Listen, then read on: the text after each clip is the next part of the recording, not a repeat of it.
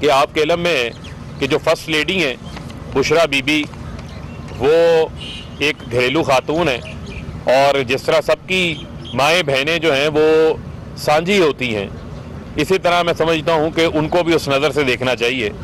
उनका किसी किस्म का कोई सियासी रोल जो है वो नहीं है, ना ही उनकी कोई पॉलिटिकल एक्टिविटी है।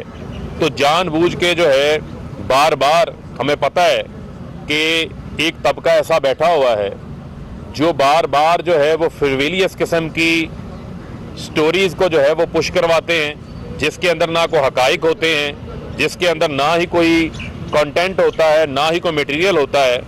और हमें पता है कि ये कौन लोग इसके पीछे हैं। इसके पीछे वही लोग हैं जो बीबी शहीद की किरदार कशी के ऊपर काम करते थे। इसके पीछे वही लोग हैं जो नुसरत भुट्टो की तस्वीरें छुपवा के जो है वो शेयर किया करते थे। तो मैं उनको जो है वो मुतरब्बे करना चाहता हूँ कि इस किस्म की जो घटिया उन्होंने हरकतें शुरू की हुई हैं, इन घटिया हरकतों से जो है वो बाज आएँ और जो घर की ख़वातीन हैं, जो माएँ बहनें हैं, उनको जो है अपनी गंदी सियासत के अंदर, अपने गंदे एम्बिशंस के अंदर बीच में जो है वो ना लेकर आएँ। और इसके अलावा आपके इल्म में है कि जो शहबाज शरीफ की ख़ास तौर के ऊपर जो केस है वो बड़ा वाज़े है इस लिहाज से कि 16 अरब रुपए की जो शहबाज शरीफ के रमज़ान शुगर मिल के 14 मुलाजमीन के अकाउंट्स के अंदर 16 अरब रुपए आता है, 17,000 जो है वो ट्रांजैक्शंस की जाती हैं। और दुनिया के किसी जमहूरी मुल्क के अंदर, दुनिया के किसी भी जमहूरी मुल्क के अंदर इस तरह जिन्होंने मुल्क को लूटा हो, जिनकी एक धेले की नहीं, जिनकी अरबों की चोरी जो है, अरबों की वारदात जो है वो पकड़ी गई हो, उनको जो है वो कोई ग्लोरीफाई नहीं करता। और आप देखें कि मकसूद चपरासी जैसे लोगों के अकाउंट के अंदर, जो इनकी शुगर मिल का एक चपरासी था जिसकी 10,000 रुपया तनख्वाह थी, उसके अकाउंट के अंदर जो है वो 4-4 अरब रुपया आ जाता है। मसूर अनवर जैसे जो इनके कैश बॉयज हैं, जो इनकी लूट मार का पैसा शहबाज शरीफ के अकाउंट के अंदर 2008 से 2017 तक जमा करवाता रहा। और अब आप देखें कि शहबाज शरीफ की घबराहट नजर आ रही है।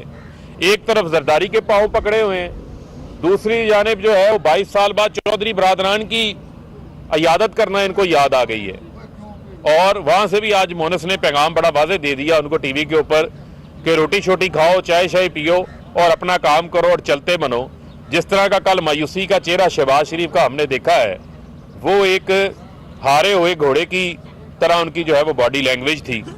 और मैं ये समझता हूँ कि इनको ये पता है कि 18 तारीख को फर्द जुर्म इनके ऊपर आयद हो रही है।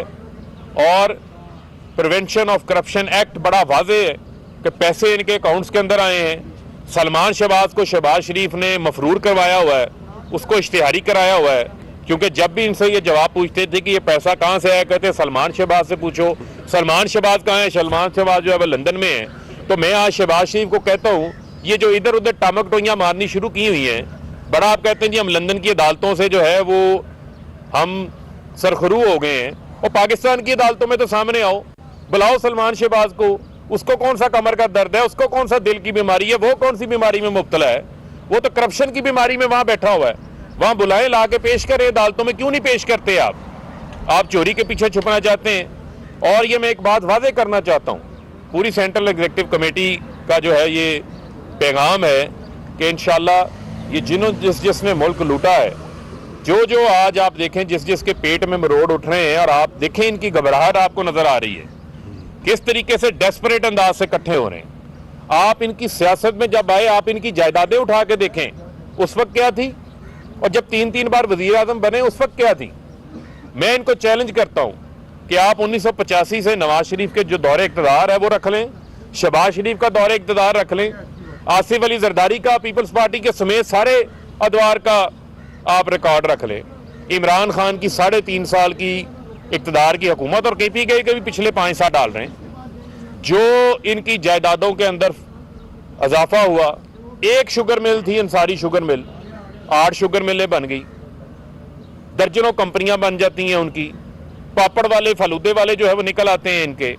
इसी तरह नवाज शरीफ की शुगर मिलें भी बन जाती हैं, चिकन का कारोबार भी शुरू हो जाता है, दूध का भी कारोबार शुरू हो जाता है, लंदन में प्रॉपर्टियों के कारोबार भी शुरू हो जाते हैं। ये पैसा कहां से आया है?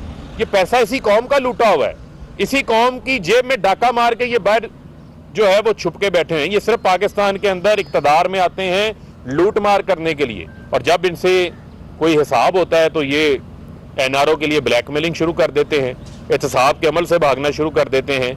ना इमरान खान ने अपने दौरे इक्तदार में बाहर कोई महलात बनाए हैं, ना इमरान खान ने को कारोबार शुरू किए हैं ज़ाती, ना इमरान खान ने को फैक्ट्रियां लगाई हैं, ना इमरान खान के बच्चे कारोबार कर रहे हैं, ना इमरान खान के को करीबी अजीज इमरान खान की वजारत उज़्मा का नाजायज़ फ़ायदा उठा रहे हैं। इमरान खान अपने घर में रहता है, कोई कैंप ऑफिस नहीं है। पहला वज़ीर आज़म आया जिसने आके अपने सवाबदीदी फंड्स ख़त्म किए, पहला वज़ीर आज़म आया जिसने अपने 3.5 अरब रुपए का जो अप्रूव्ड बजट था 3 सालों का, उसमें से भी 110 अरब रुपए बचा के कौमी खजाने में जमा किए। कमर्शियल फ्लाइट्स के ऊपर जो है वो दौरे किए। इनकी तरह 777 जहाज़ों में नहीं जाते, वही खान साहब का जो छोटा जहाज़ है उसके ऊपर सफ़र करते हैं। यहाँ पे तो 3-3 महीने 777 जहाज़ जाके लंदन खड़े रहते थे, जिसका खमियाजा इस कौम को जो है वो भुगतना पड़ता था। तो लिहाजा ये जितने चोर हैं, ये जितने डाकू हैं, ये जो इकट्ठे हुए हैं घबराहट के अंदर, इनको मेरा एक ही पैगाम है कि इनकी आखिरी आरामगाह जो है वो अडयाला जेल के अंदर है, और ये सब जेलों का माल है। पाकिस्तान की अवाम ने ये फैसला किया हुआ है कि पाकिस्तान के जितने चोर हैं, करप्ट हैं, जिन्होंने मुल्क को लूटा है, उनकी जगह जो है वो इक़्तिदार के वानों में नहीं है, उनकी जगह जो है वो अडयाला जेल के अंदर है, और उसको इंशाल्लाह हम पूरा परसू करें। जी साहब, ये जो अदम एतमाद की बातें चल रही हैं, आपके साथियों से अपोजिशन मिल भी रही है और मुसलसल मुलाकातें हो रही हैं, आज CSE की तरफ से क्या पैगाम है अदम एतमाद के हवाले से, आपकी क्या तैयारियां हैं? देखें, अदम एतमाद हमारे लिए किसी सूरत भी कोई चैलेंज नहीं है। आपने देखा कि इत्तेहादियों की तरफ से भी आज एक वाज़ेह पैगाम जो है वो हमारे जो वफाकी वज़ीर हैं मोहन सलाई, उनकी तरफ से आ गया। उसके बाद तो मुझे नज़र आ रहा है कि अपोजिशन की जो है वो, और उनके चेहरे के ऊपर जो है वो घबराहट जो है वो छा गई है। पता चलेगा किसी के प्लेटलेट्स गिर गए, पता चलेगा किसी की कमर में दर्द निकल आया है, और पता चलेगा कोई और मुल्क से बाहर जाने की दरख्वास्त भी जो है वो सामने से आ सकती है।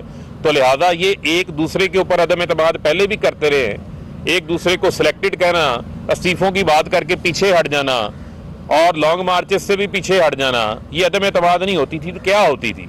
और हमारे अरकान की फिक्र ना करें, अपने 25-30 अरकान की फिक्र करें जो हर बिल के मौका के ऊपर, हर अदम एतमाद के मौका के ऊपर जो है वो गायब हो जाते हैं। आपके इत्तेहादियों की जानिब से आपको स्पेशल पैगाम दिया गया कि आप वज़ीर आज़म साहब को कहा गया कि अपने रहनुमाओं को कहें कि घबराएं नहीं, तो क्या वाकई में आप लोग घबरा चुके थे और आज वज़ीर आज़म इमरान खान साहब ने आपको कहा कि यार घबराओ नहीं, काफिले के हम आपके साथ हैं? देखें, आप मुझे ये बताएं कि इमरान खान जो है वो कभी घबराए हैं?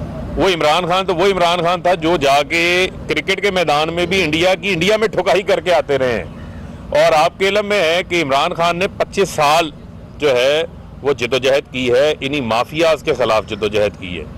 हमें कोई ना घबराहट है, हम नजरियाती लोग हैं, हम अपने मिशन के ऊपर कायम हैं। हमारा ये नहीं है कि आज ये बात कही तो कल को वो बात की। ये सब जो काम है वो अपोजिशन का है, और अपोजिशन ही अपोजिशन को गिराने के ऊपर लगी हुई है। हुकूमत को गिराना इनके बस की बात नहीं है। दूसरा, जो इनकी लड़ाई है वो पहली पोजीशन की नहीं है, इनकी लड़ाई दूसरी और तीसरी पोजीशन की है कि पीपल्स पार्टी ने दूसरे नंबर पे आना है या नून लीग ने तीसरे नंबर पे आना है। जी, इन्होंने जो, मैं एक चीज़ ऐड कर दूं कि इन्होंने अपनी हैट्रिक कर ली हुई है। ये बार बार टकरे मार रहे हैं, इन्हें समझ नहीं आ रही मसला वही मकसूद चपड़ासी का है।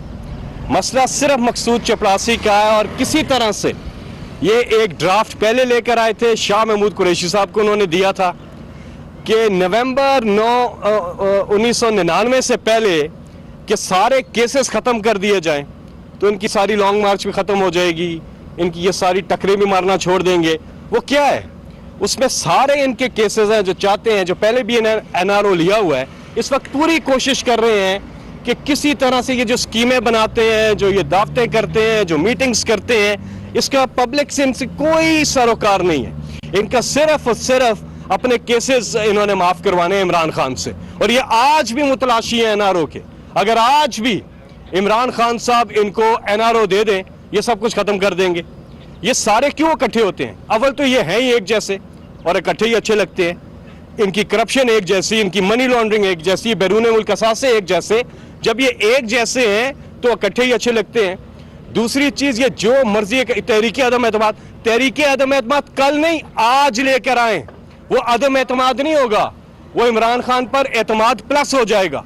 आपने देखा डेरा इस्माइल खान में क्या हुआ, इन्हें शिकस्त फाश हुई है और पीडीएम पाश हुई है, इनके पल्ले कुछ भी नहीं है। ये उल्टा सीधा टक्कर। पहला वजीर आजम ने जो पहला खिताब किया नेशनल असेंबली में, प्राइम मिनिस्टर खिताब कर रहे हैं और ये तो उससे शोर मचाना शुरू किया, एनआरओ हमें दे दो, हुकूमत नायल होगी। पहले 5 मिनट में इन्होंने कहा गवर्नमेंट नायल होगी, वहां से शुरू हुए और अब तक। और अभी इन्हें सिर्फ ये खौफ है कि इमरान खान और पाकिस्तान कामयाब हो रहे हैं। आज जो यूनिवर्सल हेल्थ कवरेज जारी है, आज जो हमारी इकोनॉमी ऊपर जा रही है, वर्ल्ड बैंक की रिपोर्ट देखें, इकोनॉमिस्ट की रिपोर्ट देखें, ब्लूमबर्ग की देखें, वर्ल्ड इकोनॉमिक फोरम की देखें, हर लिहाज से पाकिस्तान आगे जा रहा है। और महंगाई भी जो है अगले 1-2 माह में, जो कि ग्लोबल एक फिनोमेना है, कोरोना की वजह से पूरी दुनिया में है, लेकिन पाकिस्तान में अगले 1-2 माह में महंगाई भी नीचे जाएगी। तो ये जब देख रहे हैं कि ये तो कामयाबी की तरफ जा रहे हैं, और इनको तकलीफ ही है कि आज इमरान खान साहब कामयाब हैं। और आप देखिएगा इंशाल्लाह अवामी राब्ता मुहिम का आगाज हो रहा है 18 तारीख जुमे को मंडी बाउद्दीन में। आप देखिएगा कि किस तरह से लोग आते हैं। हमने जो इकदाम किए हैं अवाम के लिए, जो रिफॉर्म्स लेकर आए हैं, उनके असरात, और प्राइम मिनिस्टर की ख्वाहिश है कि वो खुद जाकर, अवाम की भी ख्वाहिश है कि उनसे मुलाकात हो और उनको जाके वो डिलीवर करें जो चीजें हमने की हैं। तो इस सिलसिले में हमारी पूरी कैंपेन जो है वो चलने जा रही है। इसका आगाज जुमे को होगा मंडी बहाउद्दीन से। अच्छा फरक साहब, कुछ अर्सा पहले तक फैसल वाडा साहब बड़े अहमियत के आमल थे पार्टी के लिए और उनको बाकायदा तौर पे मैंने इसे सैनिटर बनाया गया। तो आज CEC की मीटिंग थी, उस हवाले से आपने कुछ नहीं बताया। और दूसरा सवाल यह है कि एक फीमेल एंकर के हवाले से ट्विटर पे एक बड़ी अजीब व गरीब किस्म की उनके हवाले से ट्रेंड चल रहा है। आप वज़ीर मुमलिकत इत्तलात हैं, आप क्या कहेंगे? क्योंकि उनका ये कहना है कि मखसूस ट्विटर हैंडल्स हैं जो उनकी किरदार कशी करते हैं। नहीं, देखिए, मखसूस ट्विटर हैंडल्स का मामला नहीं है, देखना ये चाहिए। बल्कि उसके ऊपर तो मैं देखता हूँ कि बहुत सारे जो मीडिया के तंजीमें हैं, बहुत सारे प्रेस क्लब्स हैं, उन्होंने भी उस टीवी शो के जो है वो कंटेंट को अप्रिशिएट नहीं किया। और बतौर सहाफ़ी भी आप मेरी कारकर्दगी के ऊपर तनकीद कर सकते हैं, लेकिन किसी की बिला वजह ज़ाती किरदार कशी करके मेहमानों को बिठा के प्रोग्राम आप कंडक्ट कर रहे हैं, आपका काम है लोगों को टोकना। या तो आप कहें कि आपके शोज़ जो हैं वो ज़ाती एजेंडा के ऊपर हैं। अगर आपके करंट अफेयर्स के शोज़ हैं तो वो फिर करंट अफेयर्स का मतलब ये है कि वो कंटेंट बेस होना चाहिए, वो ज़ाती बेस के ऊपर नहीं होना चाहिए। उसको किसी ने अप्रिशिएट नहीं किया। इस पर मैं समझता हूँ कि उनको चाहिए था खुले दिल से जो है उसके ऊपर माजरत कर लेते, बजाय उसको आके जो है वो डिफेंड करने के हवाले से। बाकी फैसल वाडा साहब का जो मामला है उसको लीगल तौर के ऊपर उनके पास तमाम जो है वो रेमेडीज़ मौजूद हैं। उसके ऊपर बहुत सारे ऐसे चीज़ें भी सामने आई हैं उस फैसले के अंदर, जो बहुत सारे ऐसी चीज़ें हैं जिसके ऊपर मुख्तलिफ लोगों के लीगल व्यूज़ मौजूद हैं, जिसके अंदर नज़र आता है कि उनको उसके अंदर रिलीफ मिल सकता है। पहले भी आपके पता है कि इस्लामाबाद हाई कोर्ट के अंदर जो फैसले आए हैं वहाँ पर हमारे लोग गए हैं, उन्होंने जाकर उनको चैलेंज किया है, वहाँ से उनको रिलीफ मिला है। हमें उम्मीद है कि उनको वहाँ से रिलीफ मिलेगा। बहुत शुक्रिया।